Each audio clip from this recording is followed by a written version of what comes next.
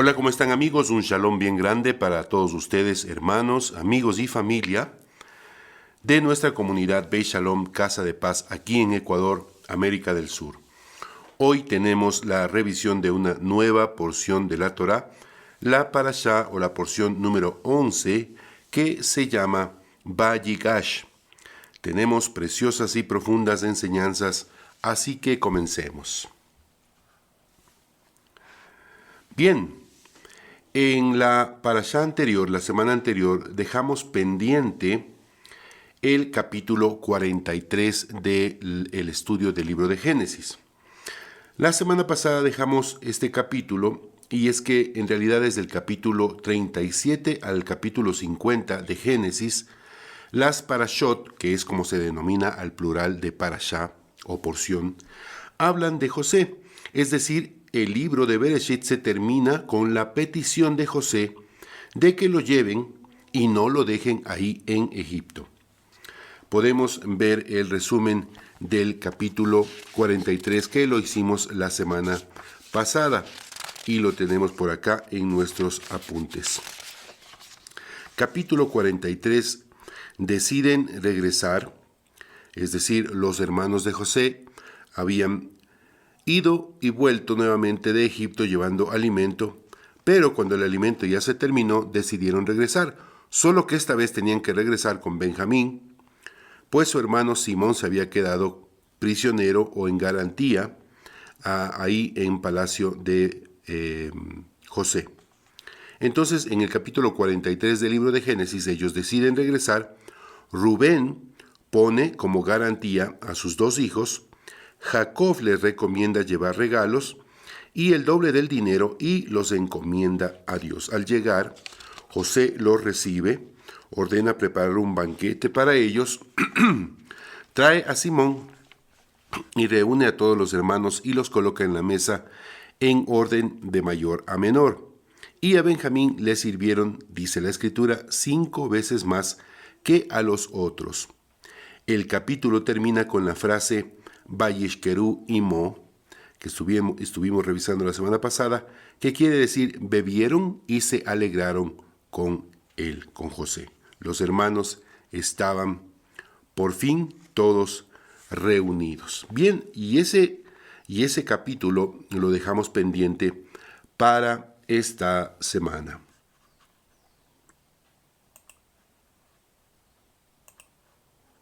Continuemos. La parashá Vayigash comienza en el verso 18 del capítulo 44 del libro de Génesis. Esta nueva porción que estamos revisando esta semana comienza en el capítulo 44 y en el verso 18. Las primeras palabras de este versículo son y se acercó. La pregunta es, ¿quién se acercó? Judá se acercó. Él toma la palabra. Después de algunos acontecimientos que ya vamos a revisar, Judá toma la palabra, se acerca hacia José. ¿Y por qué lo hace? Vamos a revisar el capítulo 44, del verso 1 al 17. Vamos a hacer un pequeño resumen del capítulo 44, verso 1 al 17. José ha elaborado un plan, despide a sus hermanos y ordena que en la carga de Benjamín pongan la copa de José. Luego el mayordomo los alcanzó y les increpó al respecto, y los mismos hermanos propusieron que quien fuere hallado con la copa debería morir, y ellos serían siervos. Es el mayordomo quien, conociendo el plan, propone que quien tenga la copa sería llevado como siervo. La copa de José es encontrada en el saco de Benjamín. Todos son llevados nuevamente ante José y él les dice que el menor se va a quedar ahí como su siervo, pero los demás pueden regresar con Jacob. El capítulo 44, entonces, en el verso 18, comienza con estas primeras palabras. Ya hemos dicho que las parashat, las porciones, de acuerdo a lo que estamos estudiando, casi por lo general reciben su nombre, reciben el título que tienen tomando en cuenta las primeras palabras de los versos. Y así es como comienza el verso 18 de este capítulo 44 de Génesis. ¿Cómo comienza? Dice, y se acercó Judá y dijo. Aquí comienza esta porción. Hagamos el resumen y las aplicaciones de estos capítulos. Bien, capítulo 44 entonces. Judá le ruega a José por la vida de Benjamín, quien fue traído sabiendo que su padre Jacob les anticipó que no permitieran que le suceda nada malo. Judá le dice a José que él mismo le garantizó a su padre que el jovencito regresaría con vida y se ofrece él mismo a ocupar el lugar de siervo a cambio de Benjamín. En el capítulo 45, conmovido ante tal acto de sacrificio por parte de Judá, José se revela ante sus hermanos. Les dice, yo soy José. Inmediatamente pregunta, ¿vive aún mi padre? Un poquito extraña esta pregunta de parte de José, pero así está escrito y tiene su explicación.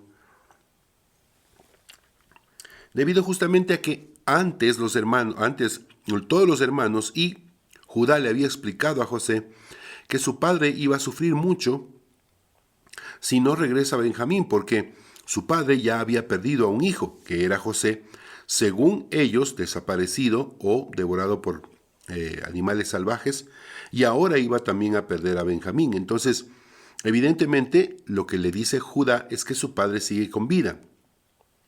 Pero cuando José se revela delante de ellos, José dice, ¿vive aún mi padre? Pregunta él.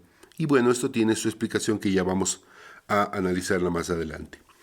Sus hermanos están completamente sorprendidos. José les dice que no se angustien, que es el mismo juez supremo quien le ha traído hasta Egipto con un propósito concreto. Les pide a sus hermanos que traigan a su padre y a todas las familias de ellos para que vivan ahí en Egipto. Capítulo 46.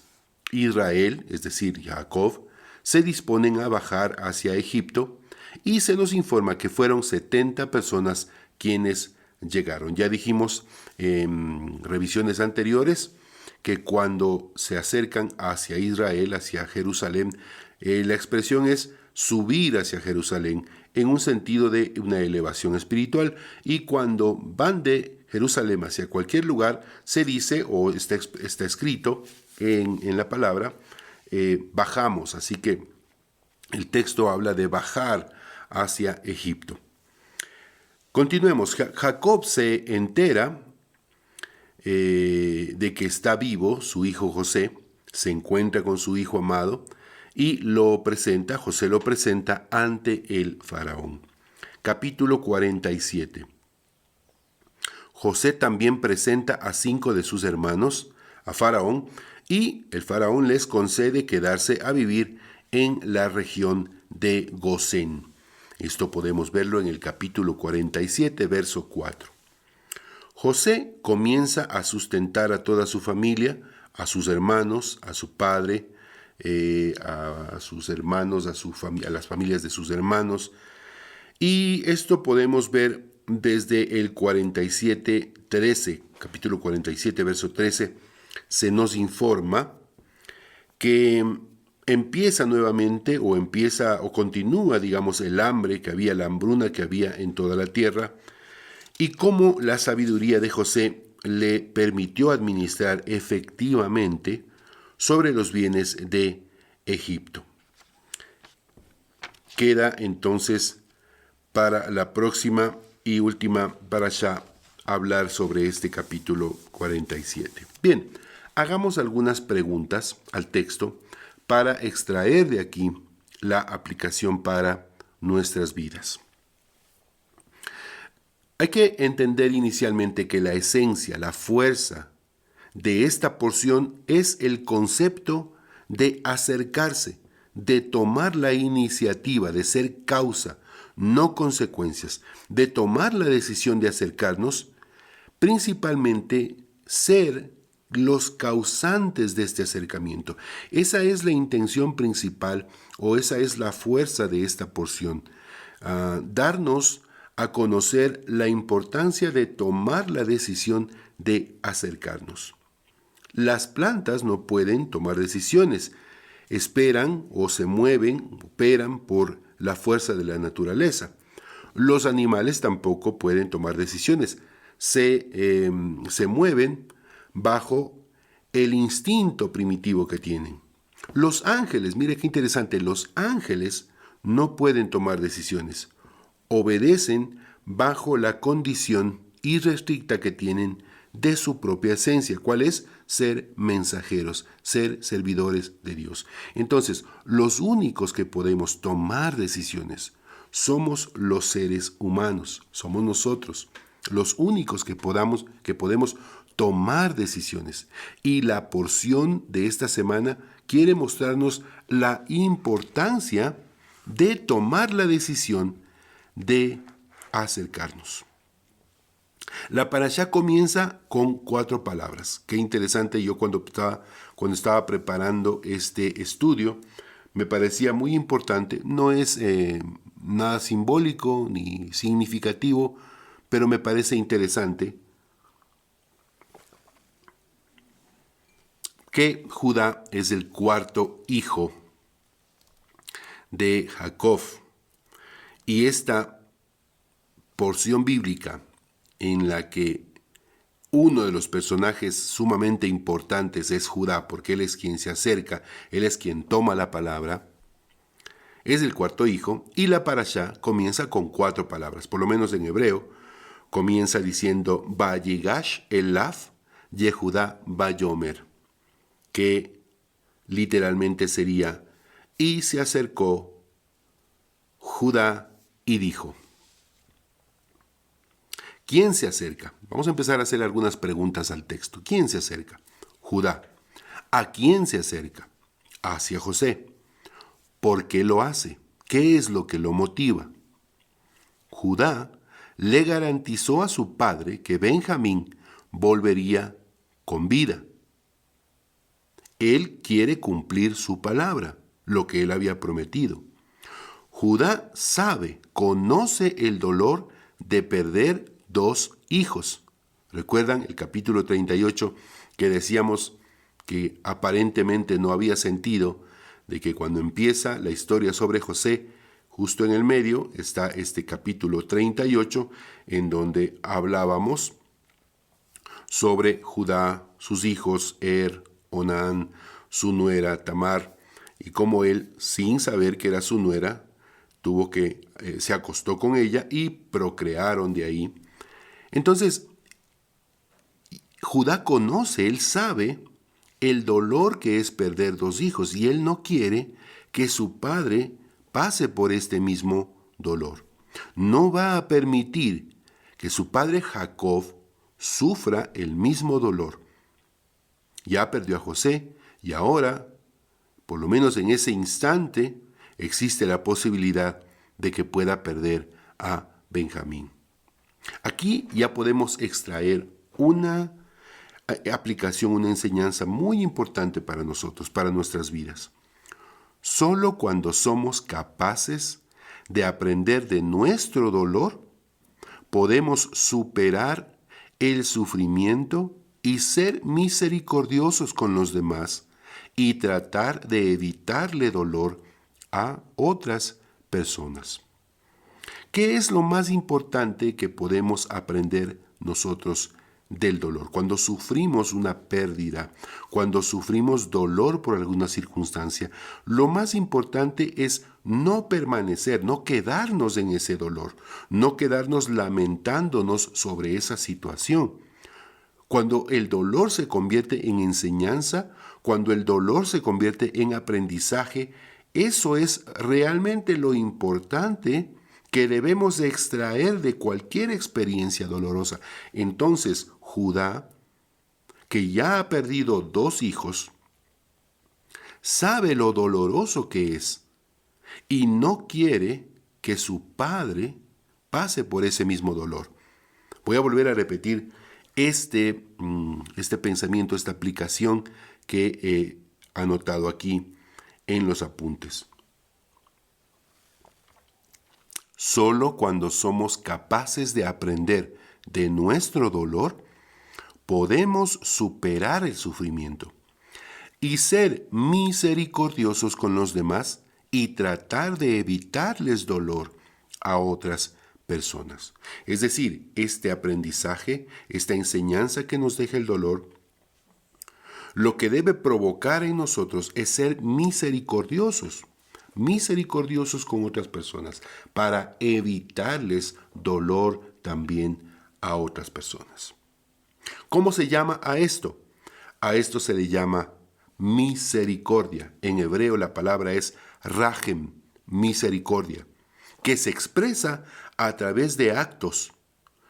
Es un concepto muy interesante el de misericordia en hebreo, en el pensamiento hebreo. No es bondad, no es ser amables, no es ser políticamente correctos. Misericordia, rahem, es expresar a través de actos, efectivamente a través de actos, esta misericordia, este conduelo de las emociones dolorosas con otra persona. Diríamos hoy en día, el dicho popular sería, obras son amores y no buenas razones. También existe otra palabra para misericordia. Ustedes saben que el hebreo es muy vasto, muy rico en el significado de sus palabras. Y otra palabra para misericordia es hesed.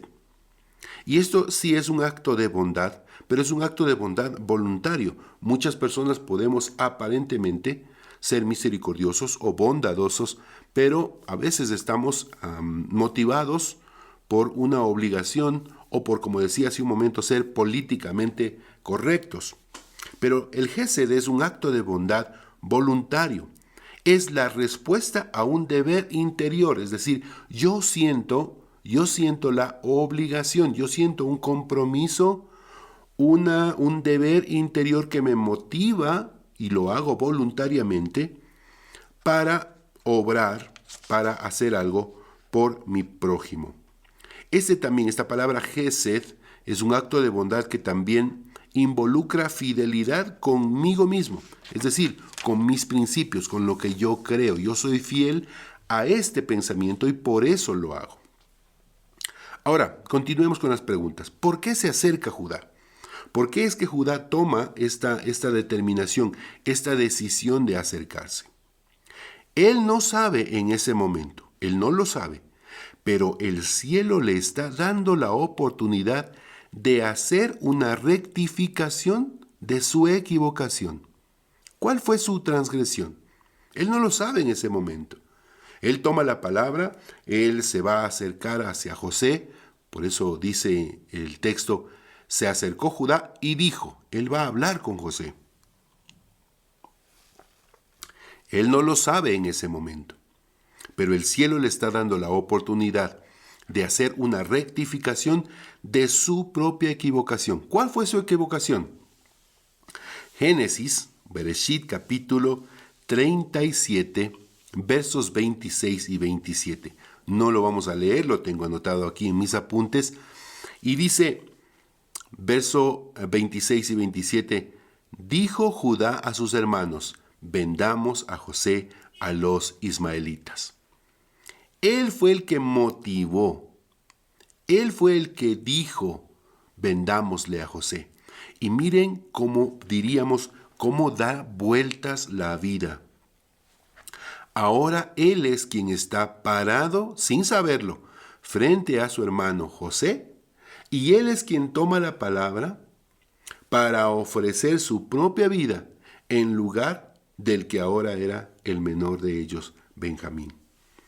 Tengo en mis apuntes escrito, él no lo sabe en ese momento, pero el cielo le concede la gran oportunidad de rectificar todos sus errores. Judá está frente a frente con José, a quien él mismo propuso vender.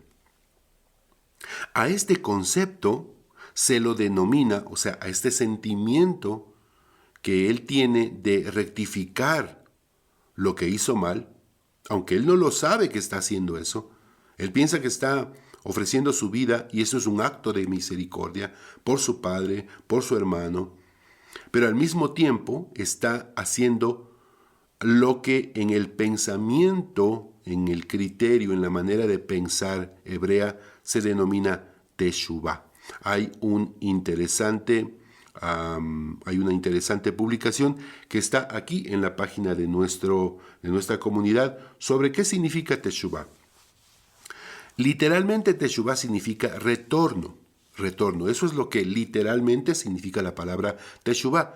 Es una vuelta en U, si tuviéramos que decirlo de alguna manera más comprensible. Es un retorno, es una vuelta en U. Se lo ha relacionado a esta palabra con el concepto de arrepentimiento, que más bien debe entenderse como una reconexión con Dios.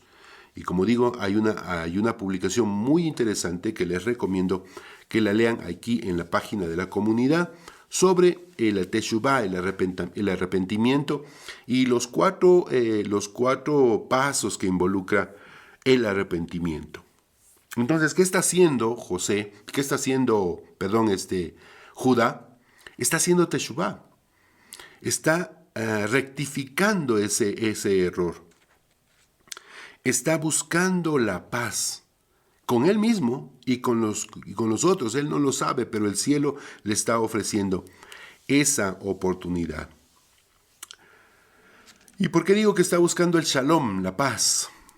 ¿Cuánto dolor habrá sentido Judá al ver el sufrimiento de su padre? Cuando ya regresaron, cuando le dijeron a su padre Jacob que habían encontrado supuestamente la túnica, esta famosa túnica de mangas largas de José, la habían manchado con sangre. Cuánto dolor y sufrimiento de su padre. ¿Cómo se habrá sentido Judá al ver que él, por decirlo de alguna manera, porque él propuso hacer esto, porque él propuso venderlo, cuando tal vez la intención de Rubén era solamente darle un escarmiento a José, dejarlo un momento ahí? Pero cuánto dolor, cuánto sufrimiento provocaron a su padre. Pero ya lo hecho estaba hecho. Ya no podía volver en el tiempo y echar para atrás. Pero sí se puede rectificar. Sí podemos rectificar nuestros errores cuando se nos presenta la oportunidad en el futuro, en la vida. ¿Qué puede provocar un acto de misericordia, un acto de bondad? Continuamos con las preguntas a estos textos. ¿Qué puede provocar un acto de misericordia, un acto de bondad? ¿Qué provocó en José ver a su hermano arrepentirse? Aquí comienza el capítulo 45. Dice, José no pudo contenerse más. José no pudo contenerse más. ¿Qué es lo que provocó? ¿Qué es lo que motivó en José ver este acto de misericordia, este acto de sacrificio? Perdón. Cuando tú tomas la iniciativa, tú puedes provocar perdón. Ahora, José los perdonó en ese momento o ya los había perdonado antes. Qué buena pregunta esta para meditarla. ¿Es que acaso José fue en ese momento que él decidió perdonar a sus hermanos o ya los había perdonado antes? ¿Tenía realmente José motivos para guardar rencor contra sus hermanos? Recordemos algunas de las cosas que le ha pasado a José. Solamente desde que le pusieron en el calabozo, en ese pozo, desnudo, un pozo que está vacío, en donde había serpientes, escorpiones, así dice la Escritura. Sacado de ahí, vendido a los ismaelitas, llevado hacia Egipto y ofrecido como esclavo. Pasaría tal vez un breve tiempo trabajando en la casa de Potifar y luego fue llevado a la cárcel, a las cárceles en donde estaban otros presos, y ahí permaneció nada menos que nada menos que 13 años. ¿Hay motivos para que José esté resentido con sus hermanos? Por supuesto que sí. No lo tengo escrito aquí en mis apuntes, pero me parece interesante hacernos esta pregunta. ¿Tenemos motivos para guardar resentimiento contra nuestros hermanos? ¿Tenemos motivos para guardar rencor contra un familiar? Yo creo que sí, siempre hay motivos. Pero no creo que haya motivos tan grandes como los que tiene José, quien siendo completamente inocente, completamente injusto todo lo que a él está pasando, él supo perdonar, supo entender que había un propósito para todo lo que le estaba sucediendo. Y ya vamos a analizar esto. Así que una muy breve pausa, una muy breve reflexión en este punto para cada uno de los que están escuchando esta porción de la Escritura. ¿Es que acaso el resentimiento es tan grande, el dolor es tan grande que no puedes perdonar a tus hermanos? ¿Es que acaso lo que te hicieron es tan grave que no puedes ofrecerles tu perdón? Medita por lo menos un momento en eso.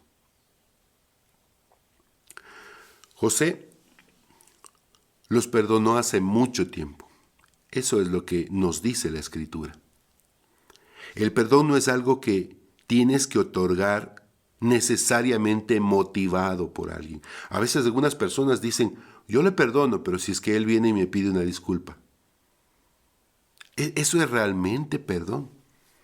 Es decir, si estamos esperando realmente que alguien venga, que nos ha ofendido y nos diga, ¿sabes qué? Discúlpame.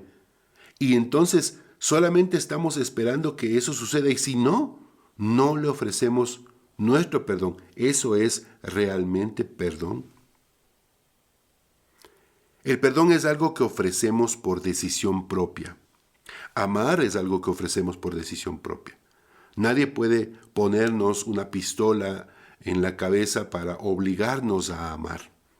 Es algo que nosotros debemos hacerlo voluntariamente y por decisión propia. El perdón también es algo que nadie puede obligarnos a hacer. Es decir, yo no estoy tratando de motivarte a que tú le perdones obligatoriamente a alguien. Pero sí quiero hacerte meditar en la importancia para tu vida de que tú ofrezcas perdón, aunque no te lo pidan, aunque no te pidan disculpas, de que tú puedas ofrecer perdón. Perdonar siempre perdonar va a ser una sabia decisión. Perdonar siempre va a ser una sabia decisión. Aquí surgen otras preguntas. Si José ya había perdonado a sus hermanos y amaba tanto a su padre, así dice el capítulo 45, verso 3, si José ya había perdonado a sus hermanos, no es que ese momento se motivó su perdón cuando estaba hablando Judá con él, no. Él ya había perdonado hace muchos años a sus hermanos. Recuerden que hablamos la semana pasada de los 13 atributos de misericordia y coincidencialmente es que José pasó 13 años en la cárcel, así que, como quien dice, pudo tener un año para aprender y ejercitarse en estos atributos de misericordia. Si José ya perdonó a sus hermanos y a su padre, que amaba tanto, ¿por qué durante todos los años en Egipto no hizo nada por comunicarse con su familia? ¿Por qué no lo hizo? El texto nos informa que fue vendido a los 17 años. Pasó 13 años en la cárcel. Ya hablamos de los 13 atributos de misericordia. Salió a los 30, cuando él tenía 30 años. Eso nos dice Génesis 41-46, que era de 30 años cuando se presentó delante de Faraón. Inmediatamente fue nombrado virrey de Egipto. Y en esa condición, como un virrey de Egipto, recuerden que el Faraón se sacó su anillo y se lo puso A José le cambió el nombre, le puso Safnat Panea, le puso una ropa real, le puso oro, es decir, lo nombró virrey de Egipto. En esa condición, él pasó durante 7 años de abundancia, 7 años en los que era prácticamente un administrador, un gobernador, con la capacidad de hacer algo por buscar a su familia, por buscar a sus hermanos. Ya los había perdonado. Por eso surge esta pregunta.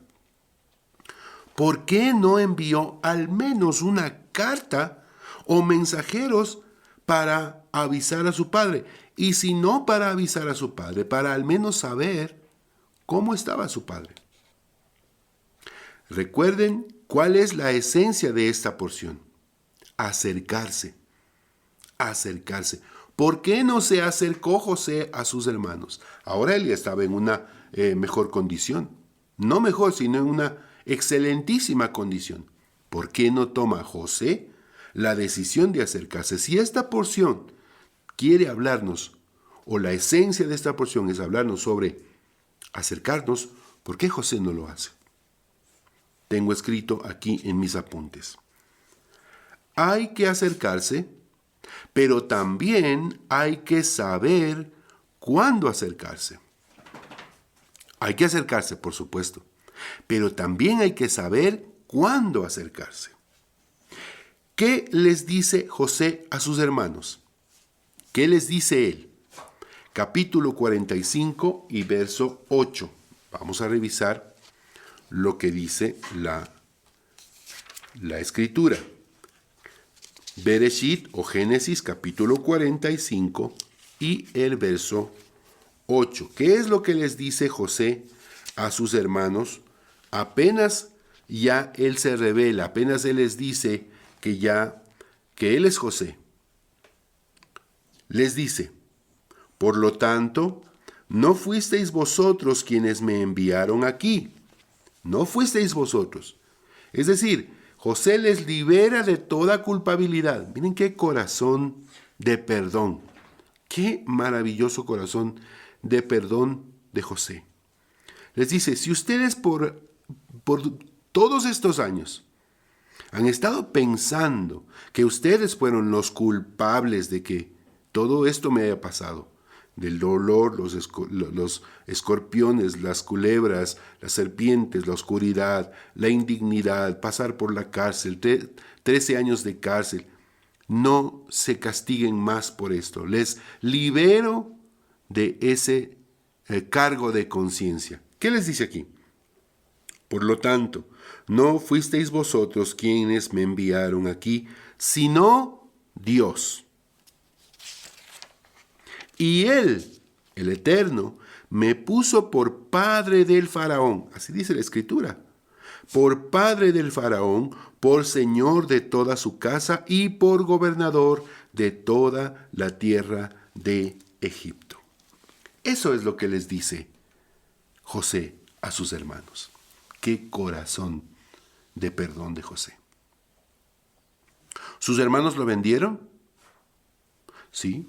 ¿Su padre no hizo nada por buscarlo? ¿También?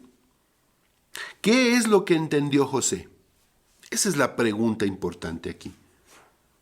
¿Qué es lo que entendió José? Quizás apenas llegó a Egipto. ¿Qué es lo que él entendió? Que Dios mismo es quien lo envió a Egipto, con un propósito. Y hasta que no se cumpla ese propósito, no se va a adelantar. Es sumamente importante entender los propósitos.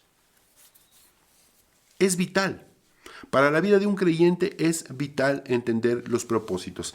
Y en estudios anteriores ya estuvimos hablando acerca de lo que aparentemente es malo. Es decir, cuando nos pasa algo que no es obviamente resultado o consecuencia de nuestras malas acciones, sino cuando estamos haciendo las cosas bien, pero aún así nos pasan cosas, hay que entender que esas cosas aparentemente malas siempre tienen un propósito. Eso es lo que entendió José. Que si esto le había pasado, debe ser porque Dios tiene un propósito en eso. José es un sádic, ya lo dijimos. Es un justo.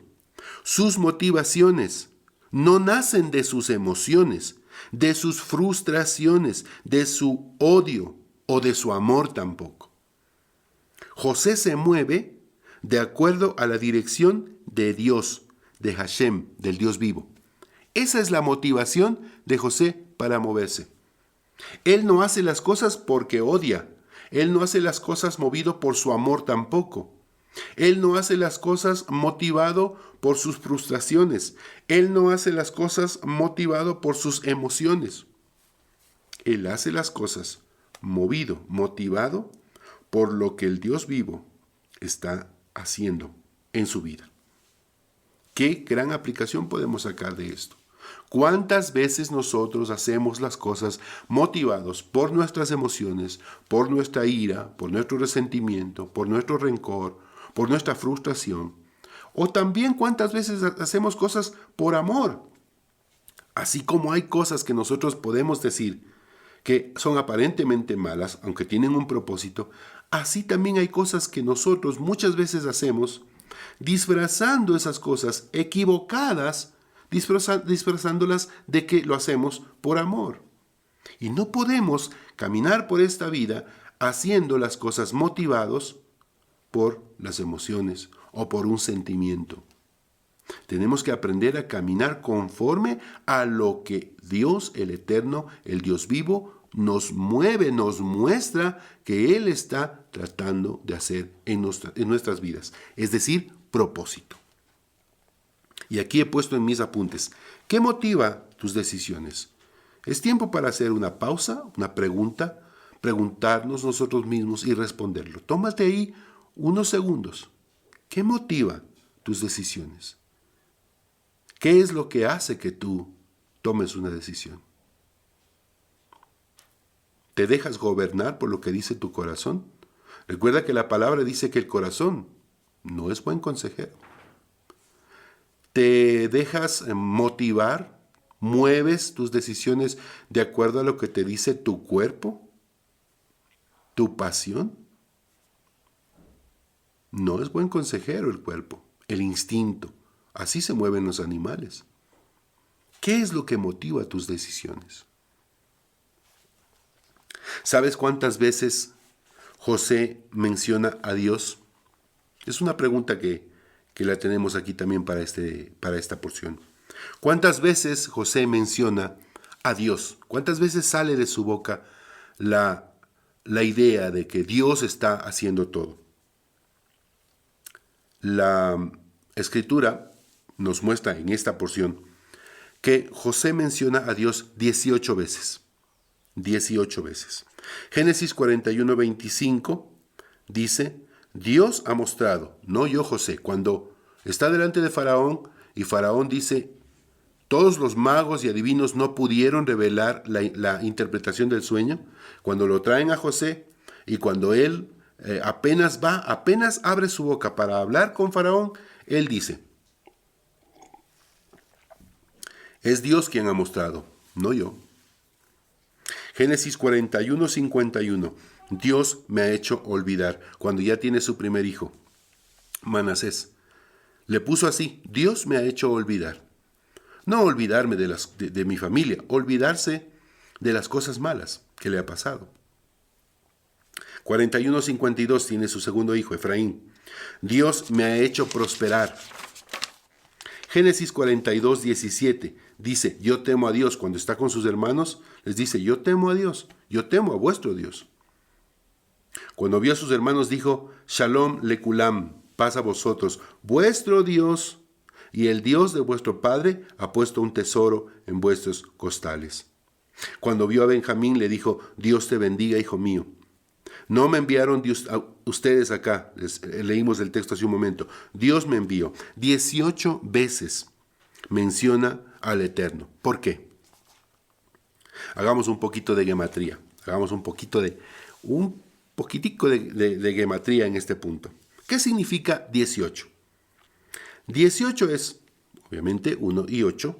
Es la letra Het, es la octava letra del alefato hebreo, y la letra Yud, que es la 10ª letra, y juntas forman la palabra Hay. ¿Qué es Hay? Es vida. Hay significa vida. Y también significa una expresión de bendición abundante y duradera. 18 también puede leerse como 1 más 8. Es una simplificación que también se la utiliza en gematría. 1 más 8 es 9. Ahora, ¿qué es el 9? El 9 es igual a la letra Tet en el alefato hebreo. ¿Qué significa esta letra Tet? Significa renovación, interiorizar para aprender y crecer. El bien está dentro de nosotros, pero hay que encontrarlo a través del autoanálisis. El bien está dentro de nosotros, es decir, perdonar, amar, decidir, está aquí dentro, pero hay que encontrarlo a través del autoanálisis. Tet también es la letra con la que se escribe la palabra Tov. ¿Qué quiere decir Tov? Quiere decir bueno, bien, bello. Y bueno, y Tov, vamos terminando. Entonces, José pudo también haberse acercado mucho antes a su familia, a sus hermanos, a su padre, pero supo esperar por el tiempo propicio.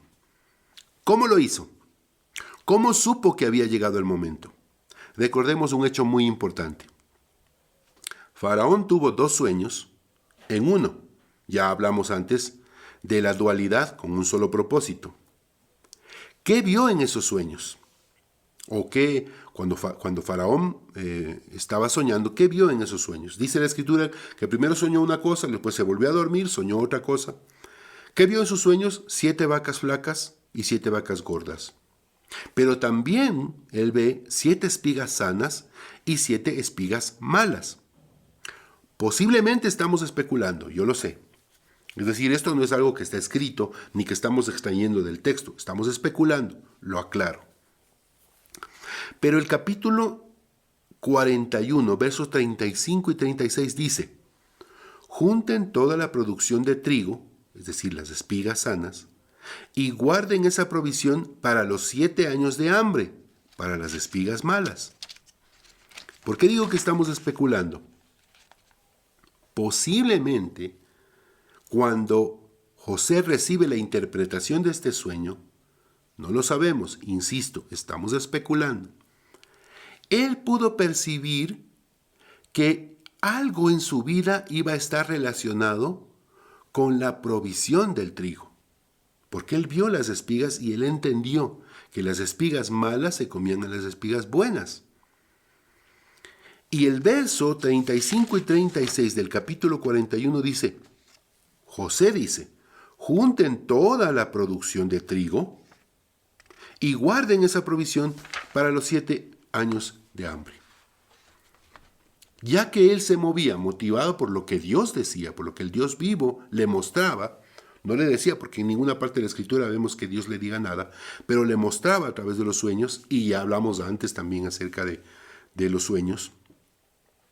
Posiblemente, él entendió que iba a tener algo que ver con esa área de ser un administrador de el trigo o del alimento, o de todo de lo que tiene que ver con el alimento ahí en Egipto.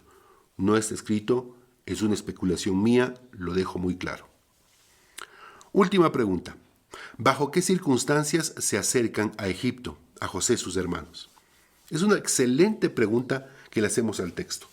¿Bajo qué circunstancias se acercan sus hermanos a Egipto, a José? ¿Durante los años de abundancia? Pregunto. No. ¿Durante los años de hambruna? Efectivamente. ¿Bajo qué circunstancias generalmente nos acercamos a Dios? ¿Cuando todo está saliendo bien o cuando las cosas van mal? Pausa nuevamente para responderte tú esta pregunta. ¿Bajo qué circunstancias yo me acerco a Dios? ¿Cuando todo está bien? ¿O cuando las cosas van mal? El bien y el mal no existe. Es decir, el concepto de Dios bueno y Dios malo no existe. No existe el Dios que bendice y el Dios que castiga. Eso no es bíblico. El Eterno provoca las condiciones para que nos acerquemos a Él.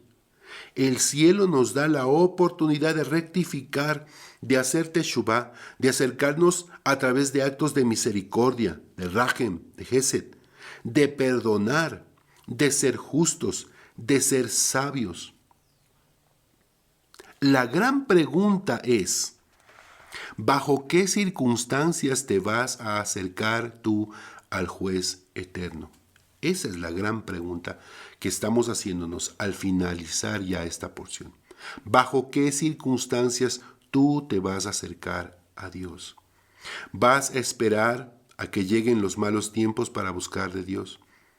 ¿O vas a aprovechar los tiempos buenos para conocer al Dios vivo, al Dios de Abraham, Isaac, Jacob y José Azadik? Toma una decisión sabia y justa. Medita en todo lo que hemos visto en este estudio. Medita en todas las personas que te han hecho daño y si tú decides perdonarlos, aunque no te pidan que los perdones. Practica los atributos de misericordia.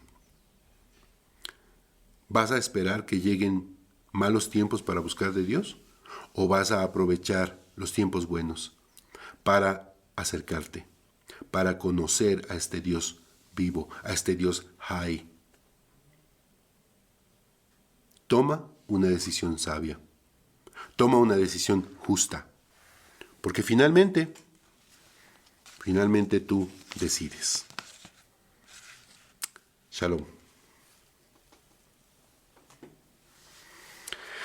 Bien amigos, gracias por acompañarnos en esta revisión de esta parashá. Los esperamos la próxima semana. Si el Eterno así lo permite, como siempre decimos, Berrah Hashem. Permíteme despedirme haciendo una sencilla pero muy importante oración. Que el Eterno me los bendiga, que el Eterno los guarde, que el Eterno haga resplandecer su rostro sobre cada uno de ustedes y que Él ponga en su vida shalom. Nuevamente, que el Eterno los bendiga, un shalom bien, bien grande para cada uno de ustedes y nos veremos, Bezrah Hashem, en el próximo programa, en la próxima transmisión. Shalom, shalom para cada uno de ustedes. Bendiciones.